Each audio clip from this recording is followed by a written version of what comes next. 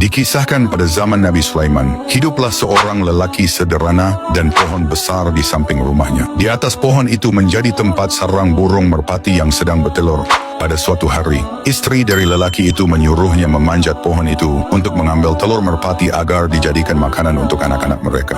Lelaki itu pun menuruti kemauan istrinya. Kemudian lelaki itu memanjat pohon tersebut dan mengambil telur merpati itu. Selepas kejadian itu, induk merpati yang kehilangan telurnya. Ia pun langsung mengadukannya kepada Nabi Sulaiman tentang kejadian itu. Mendengar hal itu, akhirnya Nabi Sulaiman memanggil lelaki itu dan menasehatinya agar segera bertaubat. Lalu lelaki itu berkata, "Wahai Nabiullah, aku berjanji, aku tidak akan mengulanginya lagi." Lalu di kemudian hari, istri lelaki itu menyuruhnya kembali agar mengambil telur merpati itu. Wahai suamiku, panjatlah pohon itu, dan segera ambil telur merpatinya. Wahai istriku, aku tidak akan melakukannya lagi, karena Nabiullah Sulaiman telah melarangku agar tidak melakukan hal itu lagi.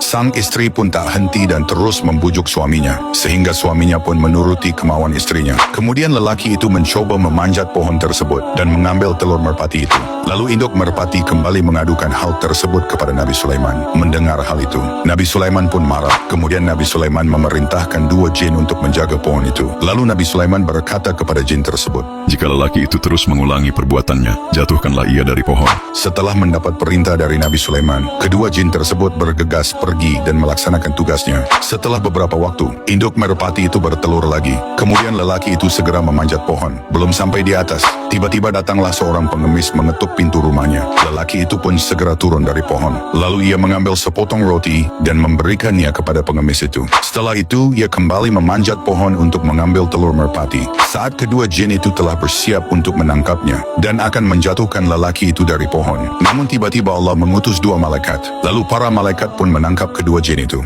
dan melemparkannya ke arah timur dan ke arah barat. Lalu lelaki itu pun selamat. Kemudian induk merpati kembali mengadukan kejadian itu kepada Nabi Sulaiman. Dengan marah, Nabi Sulaiman pun memanggil kedua jin itu. Lalu jin itu berkata, "Wahai Nabiullah, sebelum lelaki itu menaiki pohon, ia telah bersedekah memberi sepotong roti untuk pengemis. Namun ketika kami akan menjatuhkannya, tiba-tiba Allah mengutus 2 malaikat, dan para malaikat itu melemparkan kami." Mengetahui hal tersebut adalah kehendak Allah Subhanahu wa Ta'ala. Nabi Sulaiman pun tak bisa berbuat apa-apa dan pasrah menerima kehendak Allah.